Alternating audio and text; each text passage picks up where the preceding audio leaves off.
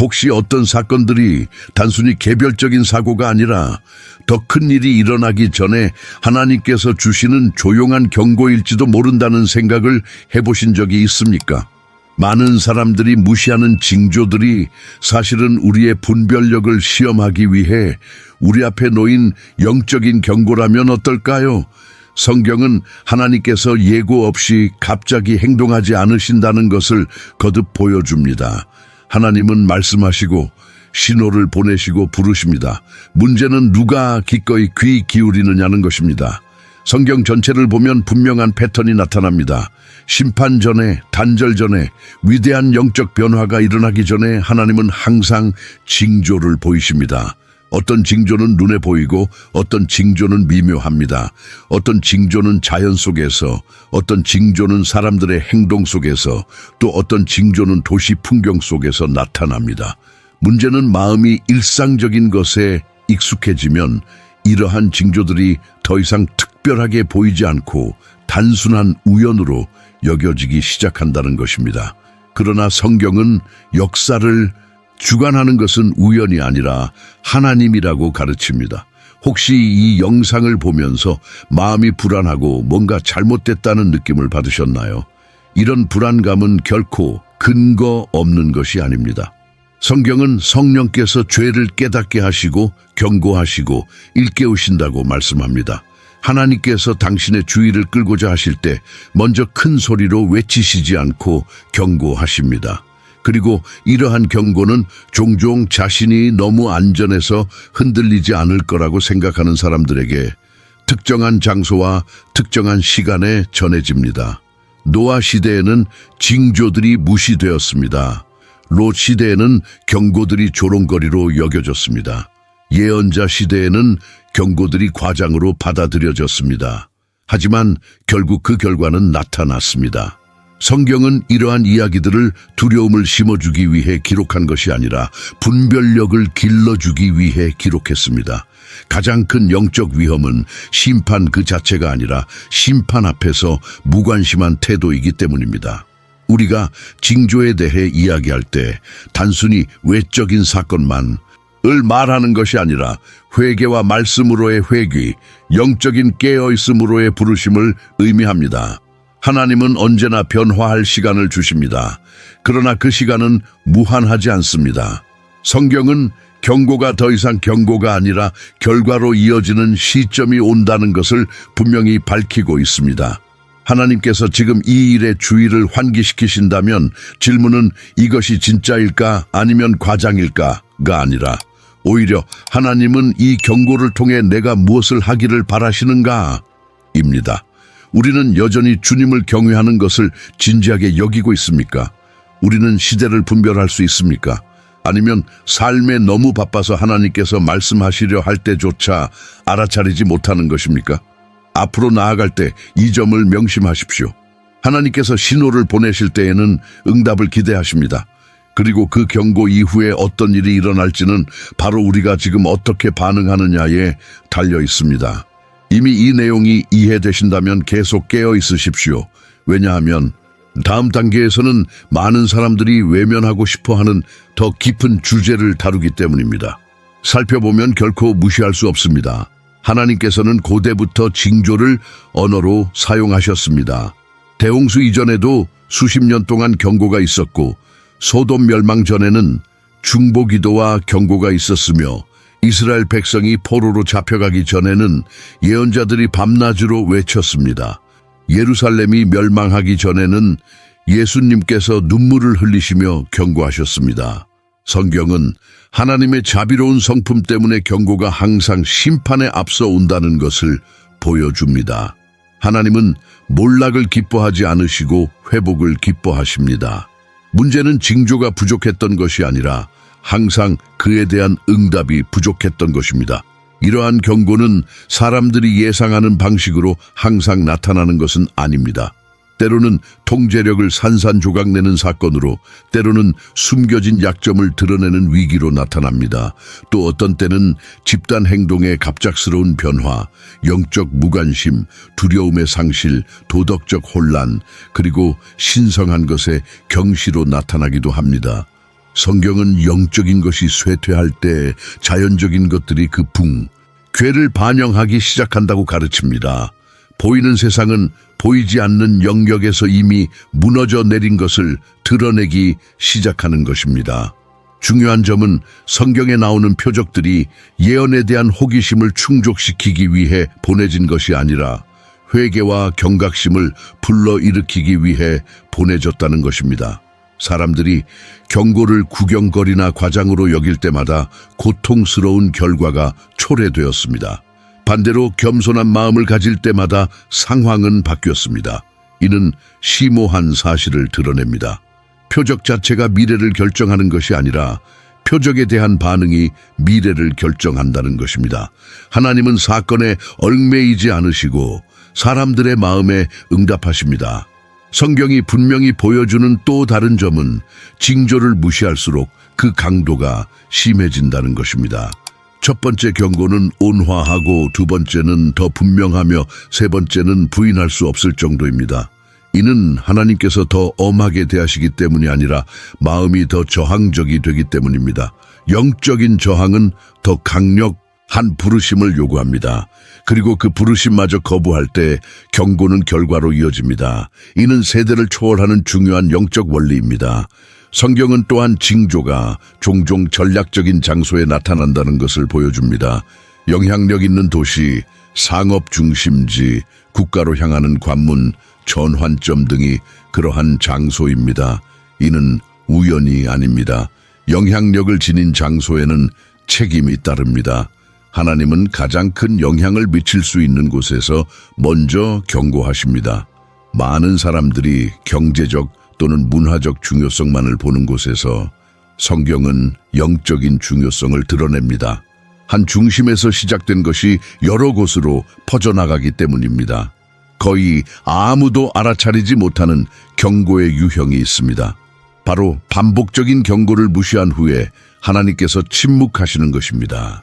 성경은 사람들이 듣기를 거부할 때 하나님께서 침묵하시는 때가 온다는 것을 보여줍니다.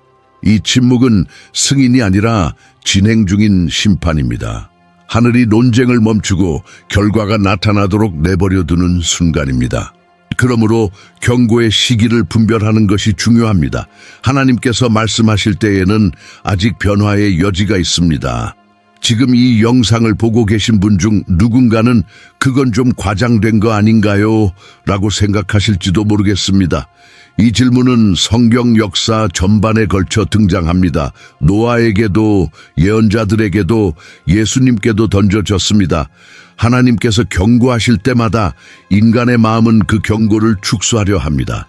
경고를 인지하려면 변화가 필요하고 변화는 포기를 요구하기 때문입니다. 하지만 성경은 경고를 무시하는 것이 결코 누구도 보호해주지 못했다고 가르칩니다. 오히려 경고를 무시하면 그 후에 닥쳐올 일의 결과가 더욱 심각해질 뿐입니다. 가장 중요한 점은 성경의 경고가 단지 집단적인 것이 아니라 개인적인 것이기도 하다는 것입니다. 하나님은 도시와 국가와 백성에게 말씀하시지만 항상 개개인의 반응을 기대하십니다. 외적인 징조는 종종 내적인 부르심을 반영합니다.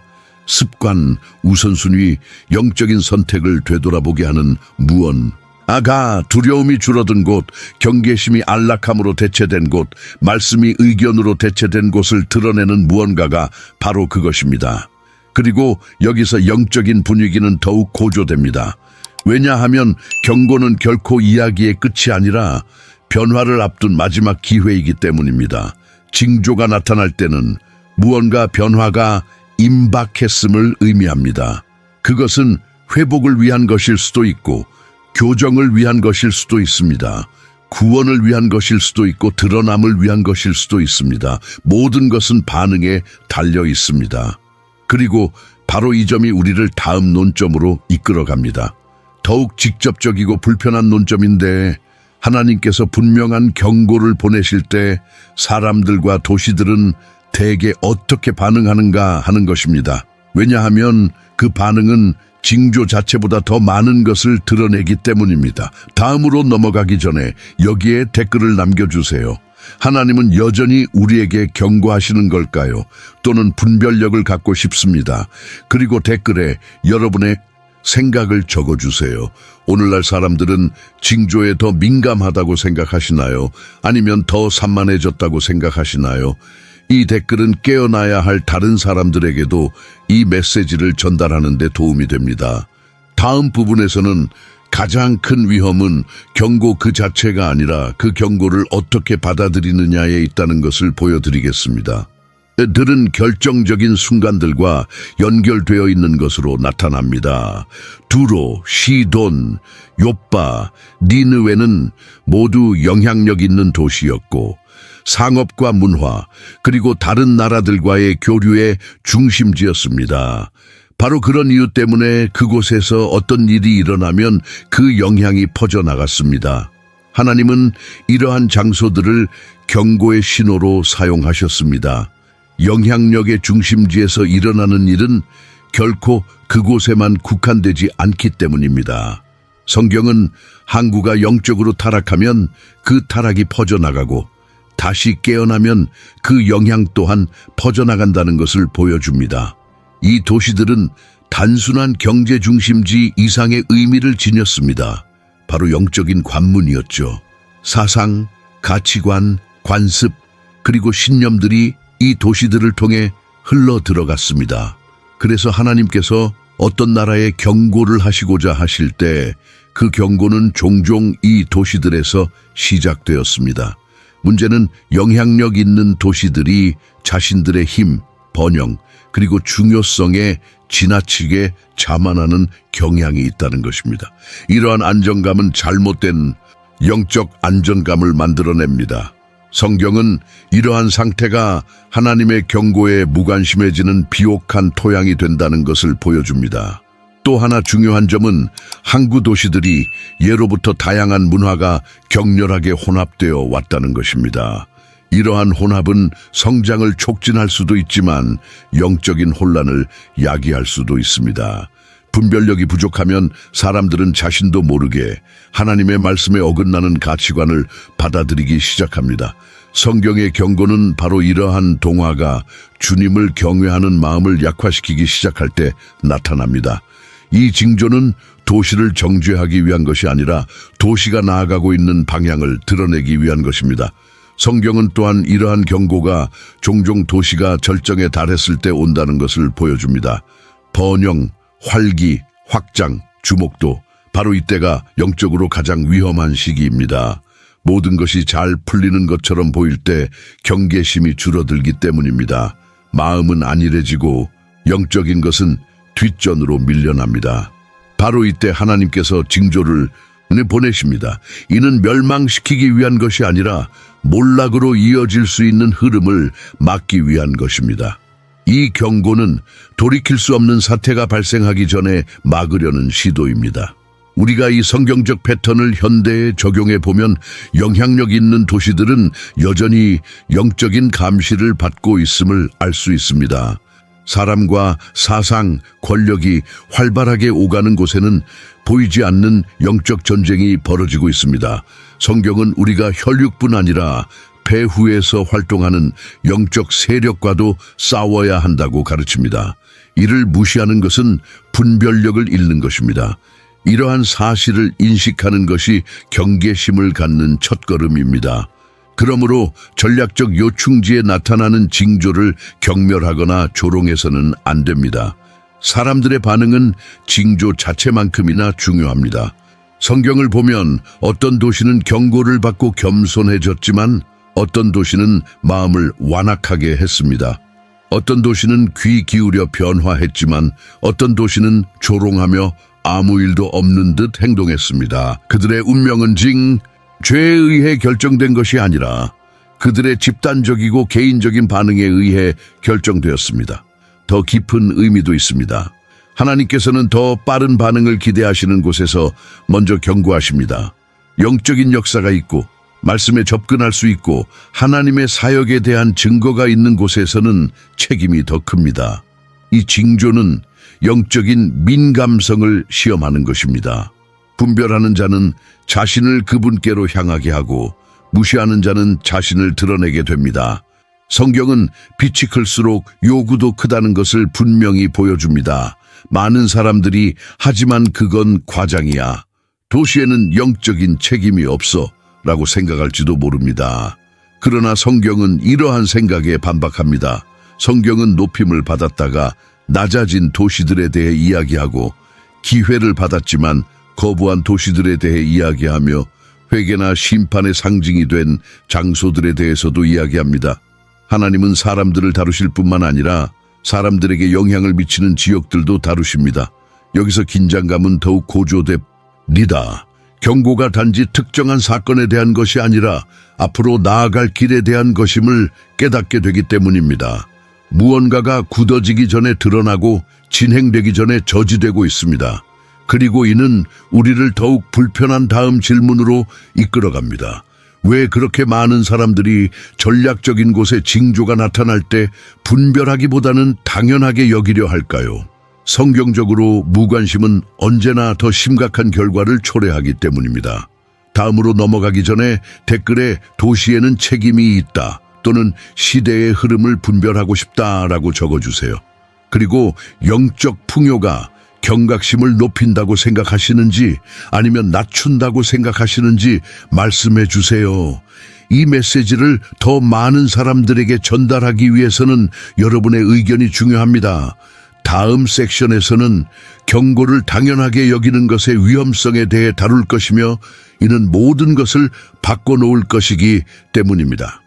계속 피와에 그렇게 많은 사람들이 경고를 분별하지 않고 당연하게 받아들일까요? 이제 우리는 호기심과 영적 성숙을 구분하는 중요한 지점에 도달했습니다. 바로 보이는 징조와 보이지 않는 징조의 차이입니다. 많은 사람들은 시끄럽고 충격적이며 화제거리가 되는 것들에만 주목합니다. 그러나 성경은 눈에 보이는 격변이 일어나기 전에 거의 항상 오랫동안 보이지 않는 악화가 진행되고 있음을 보여줍니다. 이 점을 이해한다면 단순히 사건에만 집중하는 것을 멈추고 영적인 패턴을 인식하기 시작할 것입니다. 눈에 보이는 징조는 쉽게 찾아낼 수 있습니다.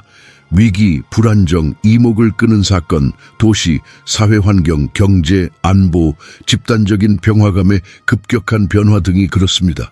이러한 것들은 누구의 눈에도 띄기 마련입니다. 그러나 보이지 않는 징조는 더 깊숙이 자리 잡고 있으며 성경적으로는 더욱 위험합니다. 이러한 징조는 헤드라인에 나타나지는 않지만 마음속에 나타납니다. 주님을 경외하는 마음의 상실, 죄의 경시, 피상적인 믿음, 영적인 교만, 끊임없는 주의 산만, 말씀에 대한 무관심, 회개, 없는 예배, 용인되는 이중생활, 무감각해진 양심 등이 그것입니다. 이러한 징조는 소리치지 않고 서서히 부식시킵니다. 그리고 마침내 눈에 보이는 문제가 폭발할 때 많은 사람들은 그것이 갑자기 나타난 것이라고 생각하지만 사실은 무시된 보이지 않는 징조의 결과입니다. 성경은 하나님의 심판이 외적인 파괴에서 시작되는 것이 아니라 내적인 평가에서 시작된다고 가르칩니다. 하나님은 기초를 살피시고 뿌리를 살펴보시며 의도를 저울질하십니다. 그러므로 종종 징조는 이미 내면에 존재하는 혼란을 반영하는 것일 뿐입니다. 그리고 많은 사람들이 받아들이려 하지 않는 이 점이 바로 도시나 국가의 가장 심각한 문제는 외부에서 일어나는 일이 아니라 내부에서 당연시되어 버린 것이라는 사실입니다. 내부에서 당연시되는 것이 문화가 되고 문화가 진리에 어긋날 때 몰락의 길이 됩니다. 하나님께서 경고하실 때 단순히 무슨 일이 일어나고 있는지 살펴보라 라고 말씀하시는 것이 아닙니다. 네가 어떤 사람이 되어가고 있는지 살펴보라 라고 말씀하시는 것입니다. 내면의 변화가 없는 외적인 징조는 대비를 낳지 못하고 단지 두려움만 불러일으킬 뿐입니다. 그리고 두려움은 누구도 지탱해주지 못합니다. 지탱해주는 것은 분별력과 순종입니다. 성경은 사람들에게 두려워하라고 하는 것이 아니라 자신을 바로잡으라고 합니다. 그리고 이러한 바로잡음은 실제 삶 속에서 시작됩니다. 예를 들어 눈에 보이지 않는 강력한 징조 중 하나는 사람이 영적인 절박감을 잃어버리는 것입니다. 그들은 하나님을 믿지만 마치 시간이 무한한 것처럼 살아갑니다. 경고를 듣지만 결정을 미루고, 불편함을 느끼지만 다시 다른 것에 정신이 팔립니다. 무언가를 바꿔야 한다는 것을 알지만 나중에 고치면 되지라고 말합니다. 성경은 순종을 미루는 것이 조용한 불순종의 한 형태임을 보여줍니다. 그리고 이것이 바로 말세의 가장 큰 속임수 중 하나입니다. 믿음을 부인하는 것이 아니라 믿음을 미루는 것입니다. 또 다른 보이지 않는 징조는 이 진정성을 버리고 겉모습에만 치중하기 시작할 때 나타납니다. 겉으로는 활동하고 겉모습을 유지하고 종교적인 의식을 치르지만 그 안에 담긴 비밀을 잃어버리는 것입니다. 비밀이 없으면 뿌리가 없고 뿌리가 없으면 견고함도 없습니다. 성경은 마지막 순간에 뿌리를 시험한다고 말합니다. 압박이 심해질수록 겉모습이 먼저 무너집니다. 그러므로 가장 중요한 준비는 예언적인 정보를 축적하는 것이 아니라 하나님과의 친밀함을 회복하는 것입니다. 말씀이 임재하고, 기도가 정결하게 하고, 회개가 치유하고, 두려움이 자라나는 곳으로 돌아가는 것입니다. 죄가 더 이상 불편함을 주지 않을 때, 한때 두려움을 불러일으켰던 것이 이제는 농담거리가 될 때, 세상이 가치관을 좌우하고 교회는 그저 순응하려 들 때, 진리가 의견이 될 때, 거룩함이 과장이 될 때, 회개가 죄책감이 될 때, 이는 심각한 영적 징조입니다. 분별력이 흐려지고 있음을 의미하기 때문입니다. 분별력이 흐려지면 마음은 빛으로 위장한 온갖 속임수에 쉽게 넘어갑니다. 여기서 중요한 성경적 원리가 나옵니다. 하나님은 항상 사람들이 선택하기를 고집하는 대로 응답하십니다. 사람들이 무관심을 선택하면 하나님은 그 무관심에 쓰디쓴 열매를 거두게 하십니다. 사람들이 경계를 선택하면 하나님은 보호와 인도 그리고 구원을 베푸십니다. 그러므로 가장 중요한 징조는 외적인 것이 아닙니다.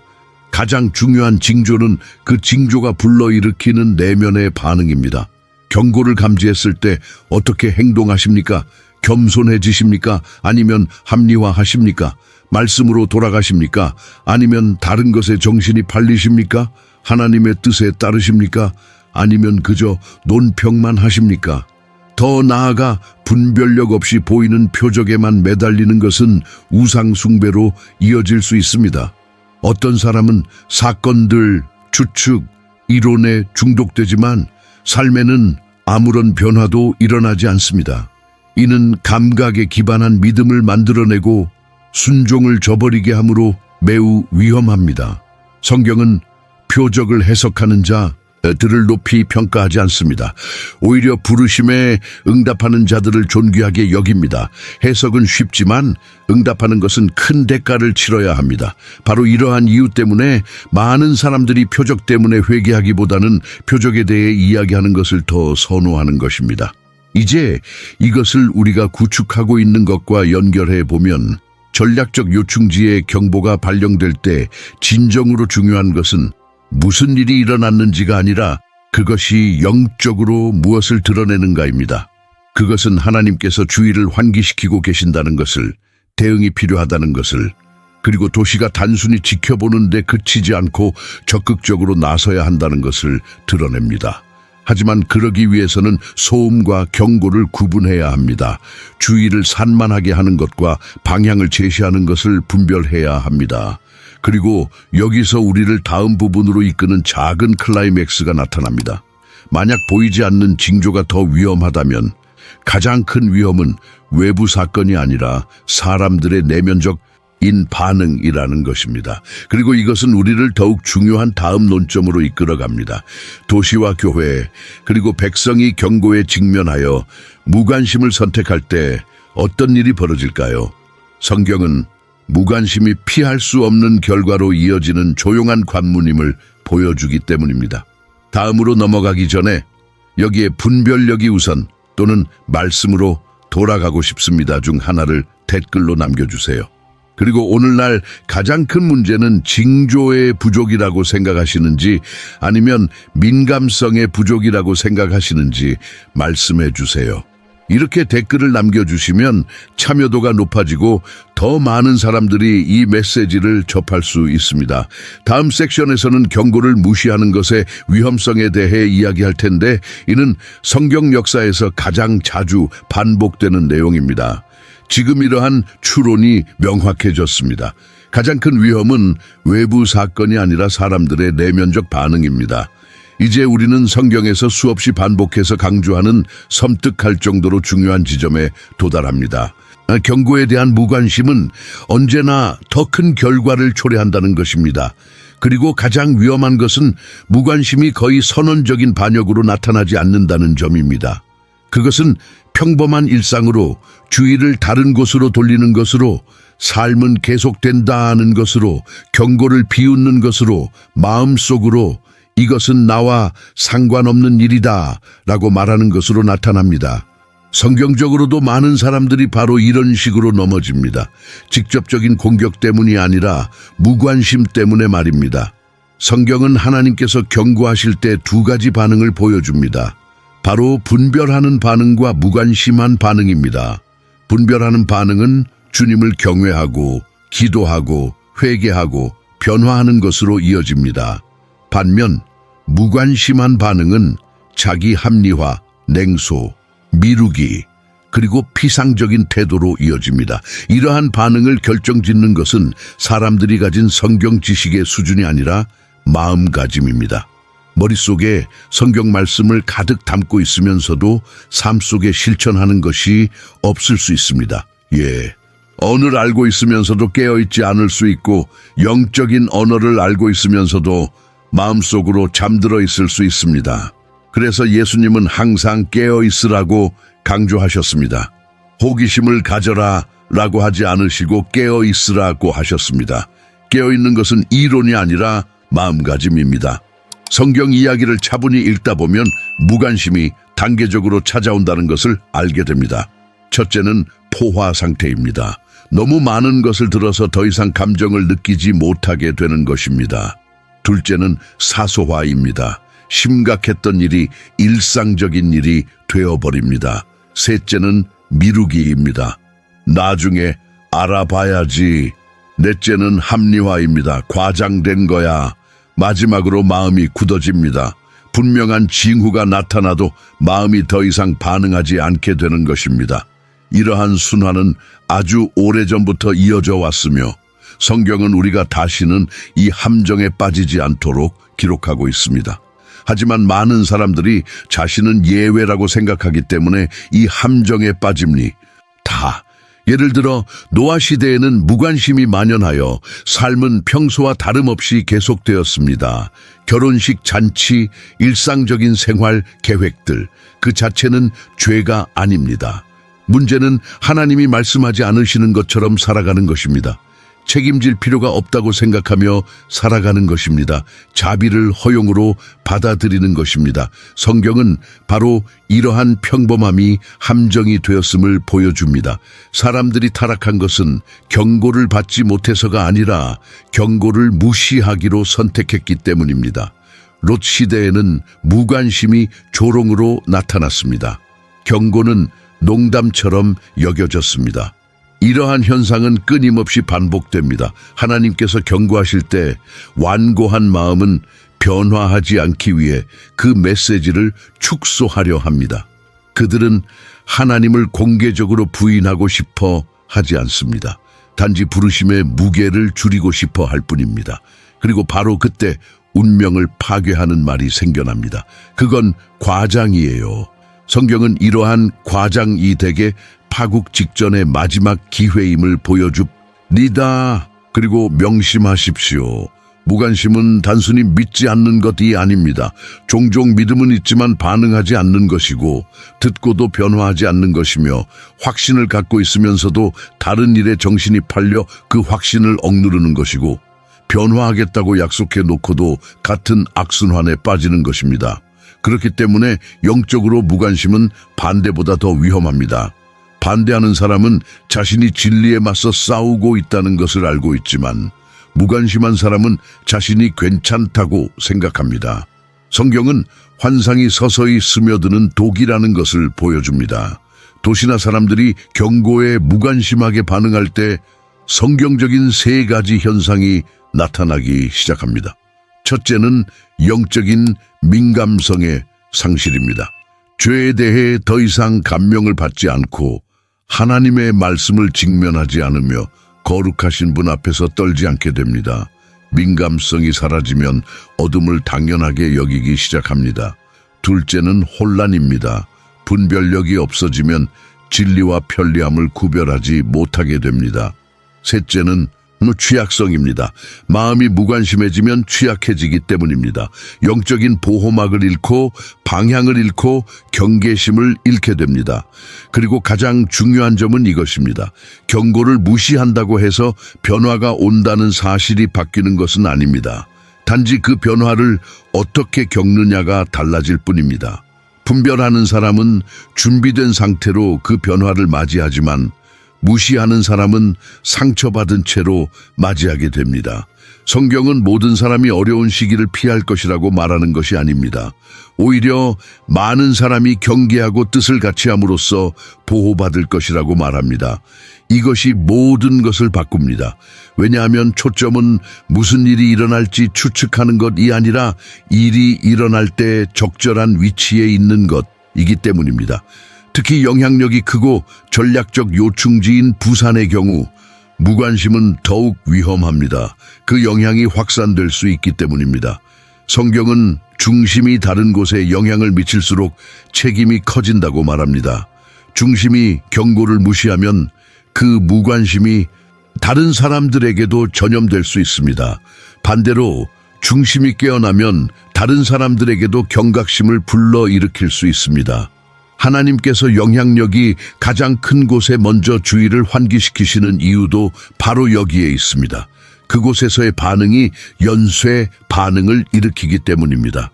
무관심의 가장 분명한 징표 중 하나는 사람들이 자신을 안심시키기 위해서만 설명을 찾고 진리에 동참하려 하지 않는다는 것입니다. 그들은 변화를 가져오는 진리가 아니라 마음을 달래주는 이야기를 원합니다. 회개로 이끄는 부르심이 아니라 편안함을 주는 해석을 원합니다. 그러나 성경은 거룩함이 없는 안락함은 함정이며 진리가 없는 평화는 마취제와 같다고 보여줍니다. 도시가 영적인 마취제를 선택할 때 바로 그 순간 깨어 있어야 할 때 잠들어 버린다는 사실을 깨닫지 못합니다. 그리고 여기서 주제를 완전히 닫지는 않겠지만 다음 주제와 직접적으로 연결되는 작은 절정에 도달합니다. 만약 무관심이 이 침묵의 문이라면 이제 질문은 더 이상 그 징조가 진짜인가가 아니라 하나님께서 경고하실 때 성경적으로 올바른 반응은 무엇인가가 됩니다. 성경은 사람들을 방향 없이 내버려 두지 않습니다.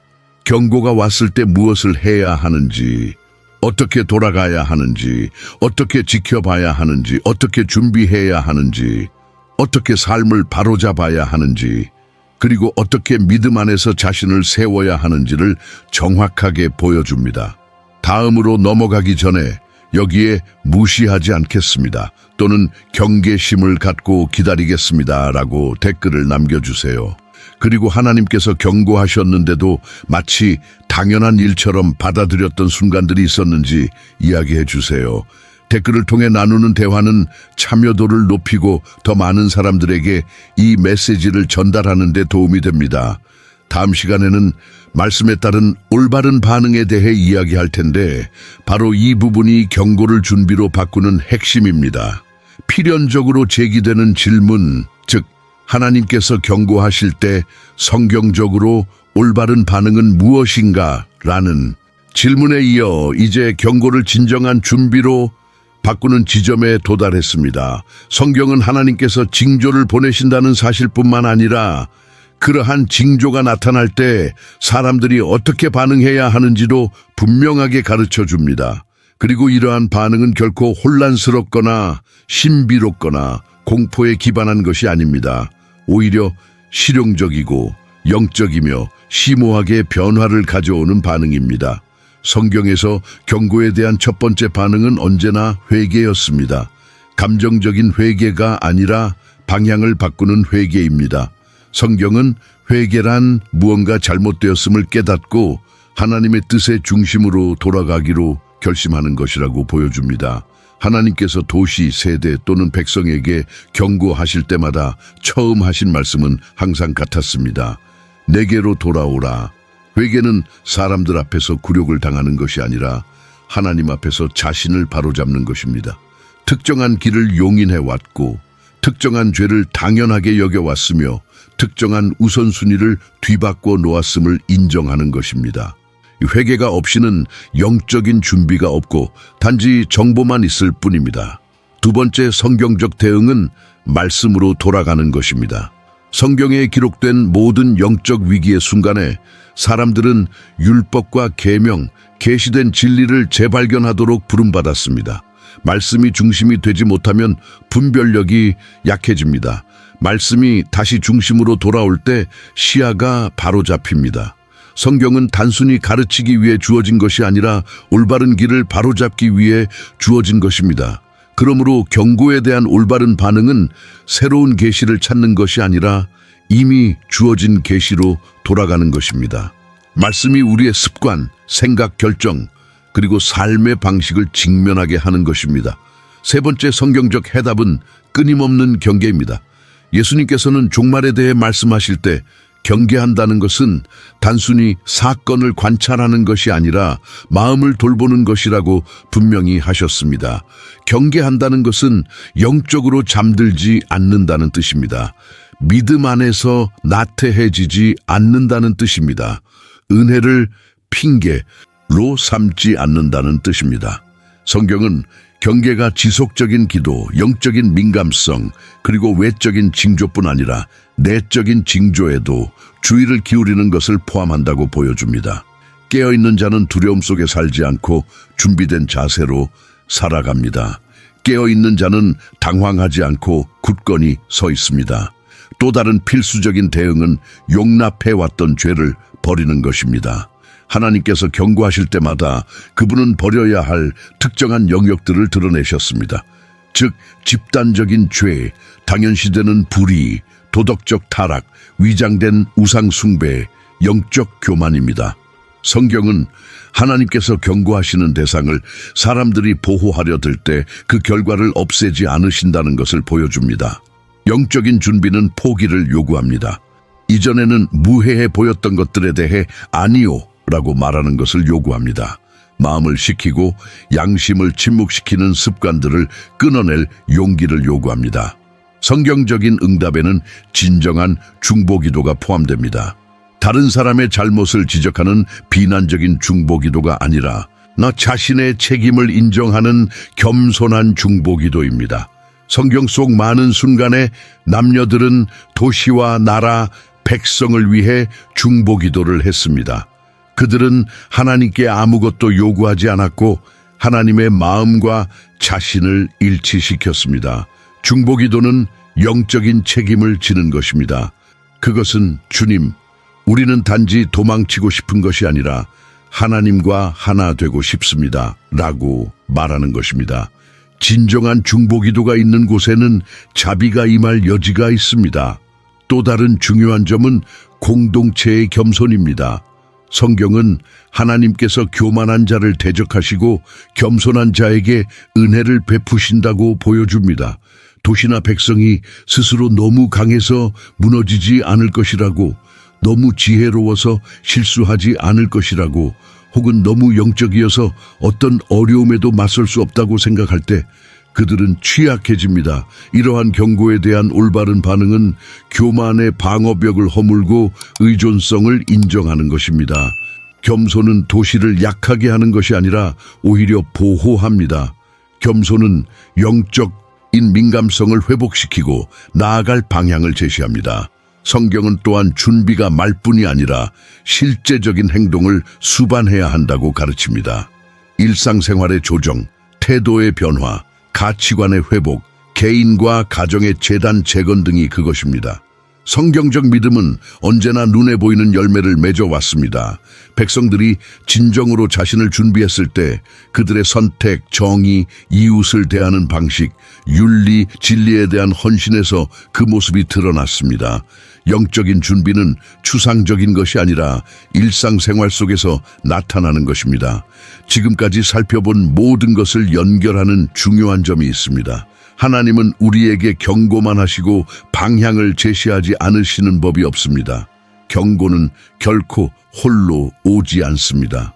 항상 기회와 함께 옵니다. 문제는 많은 사람들이 과정 없이 보호만 원하고 회개 없이 구원만 원하며 포기 없이 안전만 원한다는 것입니다.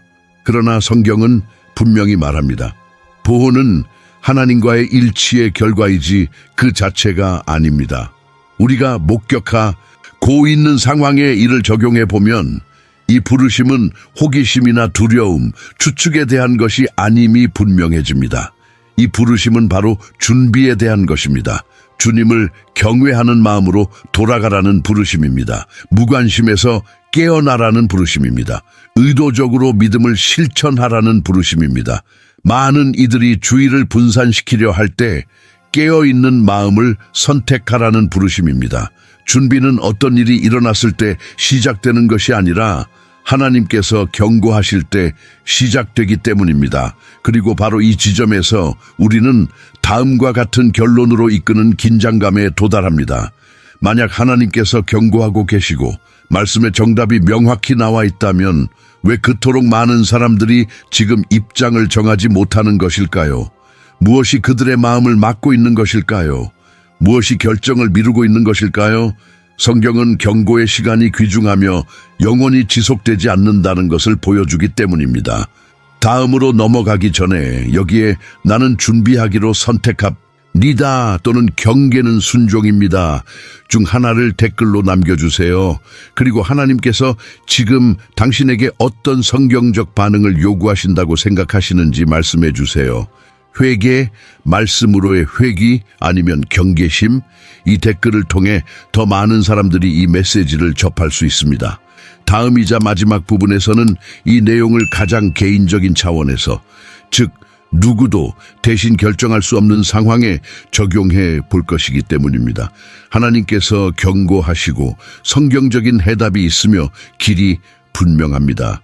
이제 이 메시지는 단순히 부산이나 전략적 도시 하나에 대한 이야기가 아니라 바로 당신에 대한 이야기입니다.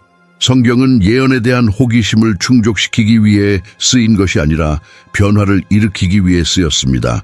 하나님께서 특정한 징조들을 통해 우리의 주의를 환기시키시는 이유가 있다면 그것은 삶은 평소처럼 계속될 수 있다는 착각을 깨뜨리기 위함입니다. 성경의 경고는 공포를 조장하려는 것이 아니라 결단을 내리도록 촉구하는 것입니다.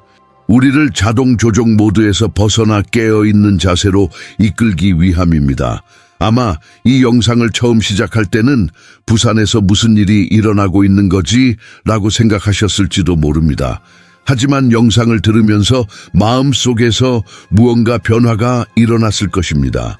가장 큰 징조는 단지 외적인 사건에서 나타나는 것이 아니라 하나님께서 외부적인 사건을 통해 우리 안에 잠들어 있는 것을 깨우치실 때라는 것을 깨달았을 것입니다. 성경은 하나님께서 우리의 기초가 약한 곳을 드러내기 위해 땅을 약간 흔들어 놓으시는 때가 있음을 보여줍니다. 하나님께서 우리를 파괴하시려는 것이 아니라 우리를 강하게 하시려는 것입니다. 그리고 강해지기 위해서는 변화가 필요합니다. 회개가 필요합니다. 말씀으로 돌아가는 것이 필요합니다. 무관심을 깨뜨리는 것이 필요합니다. 무관심은 침묵하지만 경계심을 죽입니다. 무관심은 사람으로 하여금 하나님을 믿으면서도 마치 아무런 절박함이 없는 것처럼 살게 합니다. 경고를 듣고도 변화를 속 미루게 합니다. 마음은 주님을 경외하는 대신 안락함을, 거룩함을 변명으로 말씀을 자기 의견으로 바꾸게 됩니다. 이것이 바로 오늘날 가장 위험한 함정입니다. 그리스도를 부인하는 것이 아니라 그리스도를 미루는 것입니다. 믿음을 공격하는 것이 아니라 끊임없는 방해로 믿음을 약화시키는 것입니다. 예수님께서 그토록 경계를 강조하신 이유가 바로 이것입니다. 깨어있지 않는 자는 자신이 길을 잃고 있다는 사실조차 깨닫지 못하기 때문입니다. 이제 여러분이 깊이 이해해야 할 것이 있습니다. 하나님은 완벽한 사람을 찾으시는 것이 아닙니다. 하나님은 반응하는 사람을 찾으십니다. 말씀을 들으면 순종하는 사람, 책망받을 때 자신을 정당화하지 않고 하나님의 뜻에 따르는 사람, 마음이 식었음을 깨달을 때 가식 없이 돌아오는 사람 말입니다. 돌아오는 것은 편안한 감정이 아닙니다. 돌아온다는 것은 현실적인 결정입니다. 우선순위를 재조정하는 것이고 은밀한 재단을 복원하는 것이며 아무도 보지 않을 때 기도로 돌아가는 것입니다. 단지 기분 좋게 느끼기 위해서가 아니라 교정받기 위해 말씀으로 돌아가는 것입니다. 용납해왔던 죄를 버리는 것이고 세상이 과장이라고 할 때 거룩함을 선택하는 것입니다. 혹시 어디서부터 시작해야 할까라고 생각하실지도 모르겠습니다. 시청하시는 동안 하나님께서 이미 여러분 안에서 만지신 것부터 시작해 보세요.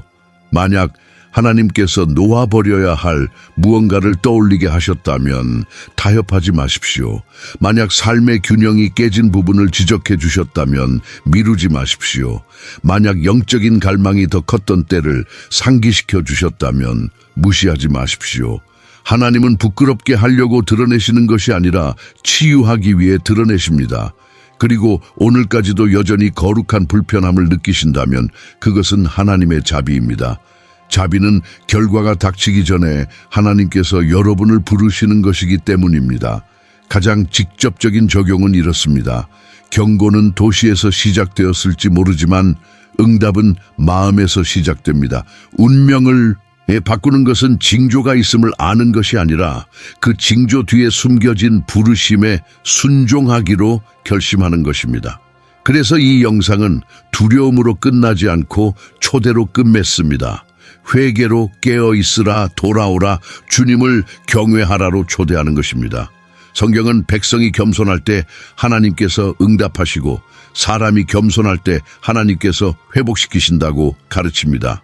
하늘은 상한 마음을 결코 멸시하지 않습니다. 이 영상을 보면서 하나님께서 여러분에게 정죄가 아닌 인도하심을 통해 말씀하셨다고 느끼셨다면 간단하지만 강력한 요청을 드리고 싶습니다. 지금 바로 채널을 구독해 주세요. 단순히 기계적으로 구독하는 것이 아니라 진심으로 구독하겠다는 다짐으로 말입니다. 마치 저는 영적으로 나태해지고 싶지 않습니다. 분별력을 갖고 싶습니다. 깨어있고 싶습니다. 말씀 안에 굳건히 서고 싶습니다. 라고 말하는 것처럼 말입니다. 우리는 앞으로도 예언, 징조, 경고, 그리고 영적인 준비에 대해 진지하고 경건하며 성경에 충실하게 이야기할 것입니다. 만약 이 글을 끝까지 읽으셨다면 정확히 이 문구로 댓글을 남겨주세요. 나는 경고를 무시하지 않겠습니다. 더 나아가고 싶으시다면 나는 경계를 늦추지 않겠습니다. 라고 덧붙여 주세요. 저는 이러한 댓글들을 읽고 여러분의 결의를 공개적으로 보여주는 신호를 보냅니다. 그리고 지금 바로 좋아요를 눌러주세요. 이 좋아요는 나는 이 메시지를 받았고 더 많은 사람들이 받기를 바랍니다. 라는 작은 확인과 같습니다. 자, 이제 이것을 그저 또 하나의 영상처럼 여기고 떠나지 마십시오. 분별의 길을 계속 걸어가십시오. 화면에 나오는 다음 영상을 시청하십시오. 단순히 호기심 때문이 아니라 준비하기 위해서입니다. 성경은 하나님께서 경고하실 때 시간을 주신다는 것을 분명히 밝히고 있습니다. 그리고 시간을 주신다는 것은 그분이 여전히 우리를 부르신다는 뜻입니다. 그러므로 오늘 말씀을 들었다면 마음을 완악하게 하지 마십시오. 응답하십시오. 시청하십시오. 돌아오십시오. 머무르십시오.